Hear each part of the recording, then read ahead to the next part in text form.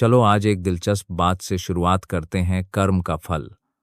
हर बच्चा सुनता है कि जो भी हम करते हैं उसका नतीजा जरूर मिलता है, लेकिन जब बात निष्काम सेवा की आती है तो एकदम अलग स्तर की बात हो जाती है। क्या आपको लगता है कि सच में कोई बिना स्वार्थ के सेवा कर सकता है? मुझे तो लगता है अगर निष्काम सेवा का कोई असली उदाहरण है तो वो बाप ही हैं, जो सबको बिना किसी उम्मीद के कुछ न कुछ देते रहते हैं। बाकी हम तो अक्सर अपने कर्मों में छोटा सा स्वार्थ जोड़ ही लेते हैं, जैसे तारीफ मिल जाए या मन को कुछ सुकून मिल जाए। लेकिन बाप दादा, उनका तो हर कर्म बच्चों के लिए ही होता है। और सोचो, ये कितनी बड़ी बात है, हमारे छोटे छोटे कर्मों के भी अच्छे बुरे फल मिलते हैं, लेकिन जो निष्काम सेवा करता है उसका क्या फल होता होगा? शायद वही असली सौभाग्य है। जैसे बाप दादा को कोई अपना फल नहीं चाहिए, पर वही सबसे ऊंचा पद देते हैं। ये सोच हमें भी प्रेरित करती है कि हम अपने कर्मों को जितना हो सके शुद्ध बनाएं। वैसे इसी से जुड़ा एक और वंडरफुल पहलू है, जो क्लास हम सबके लिए है। अरे, वो क्लास तो सचमुच कमाल की है। कहाँ छोटे छोटे बच्चे, कहाँ बुजुर्ग, और बीच में साधु संत तक। ऐसा माहौल कहीं और कहाँ मिलता है? बिल्कुल। और सबसे बड़ी बात, यहाँ कोई भेदभाव नहीं, अहिल्याएं कुब्जाएं, यहाँ तक कि भीलनियाँ भी जिस श्रद्धा से बैठती हैं वो देखना खुद में एक अनुभव है। और यहाँ की असली मेहनत क्या है? बस एक बाप को याद करना। याद की मेहनत सुनने में तो आसान लगती है, पर असल में सबसे भारी पड़ती है। रोजमर्रा के ख्यालों को छोड़कर एक बाप पर ध्यान टिकाना, यह तो अभ्यास मांगता है ना? हाँ, और इसी याद में ही आत्मा और शरीर की नेचर क्यूअर भी छिपी है। ज्ञान के बिना ये भी संभव नहीं। कई बार तो लगता है ये ज्ञान और योग की डबल मेहनत है, बिना एक के दूसरा भी अधूरा।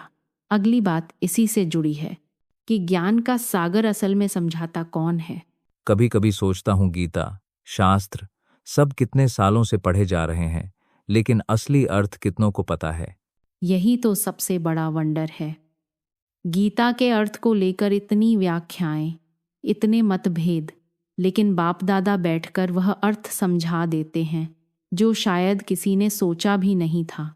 और सोचो, राजयोग जैसी चीज स्कूलों में नहीं मिलती, यहां तो कहा जाता है कि हम फिर से राजाओं के राजा बनने जा रहे हैं।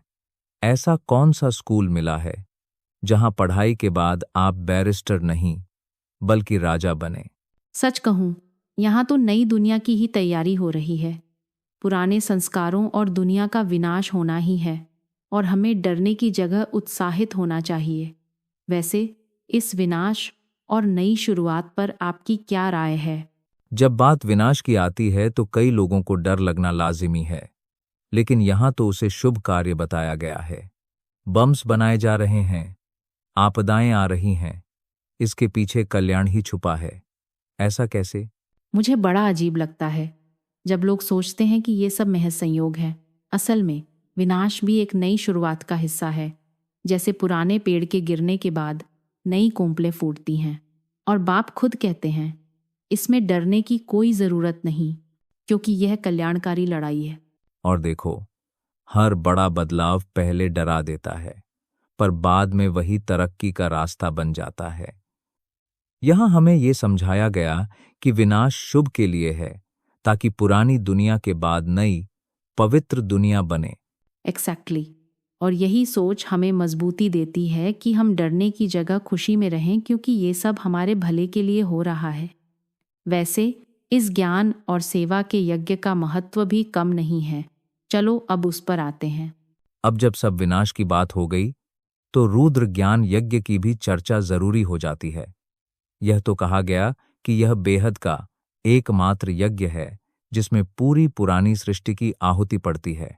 हाँ, और इसमें खास जो बात है वो है ज्ञान और योग। योग का मतलब सिर्फ आसन या मेडिटेशन नहीं, बल्कि बाप को याद करना।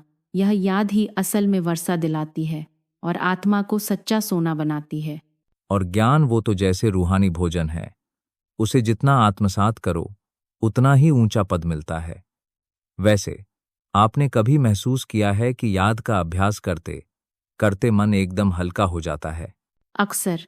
शुरू में मुश्किल लगता है, लेकिन जैसे जैसे ज्ञान बैठता है वैसे वैसे याद में स्थिरता आ जाती है। और यही तो है आत्मा की असली क्यूअर। पुरानी बुराइयां जैसे खुद ब खुद छूटने लगती हैं। अब बात करते हैं उस जीवन मुक्ति की जो असल में बंधनों से ऊपर उठने का नाम है। जब मैं और मेरा बाबा की बात आती है तो जीवन मुक्ति का रास्ता बड़ा सिंपल भी लगता है और गहरा भी। ये मेरे के बंधन जब छूट जाते हैं तब असली आज़ादी का एहसास होता है।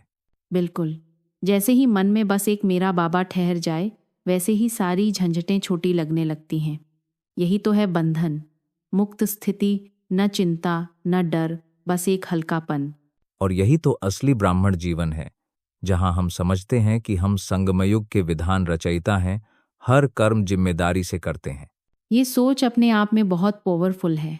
हर कर्म को पूरा ध्यान और सच्चाई से करना, तभी संपूर्ण सिद्धि मिलती है। और हाँ, जब सर्वशक्तिमान बाप साथ हो तो माया वाकई पेपर टाइगर बन जाती है। आज के लिए यही सार काफ़ी है।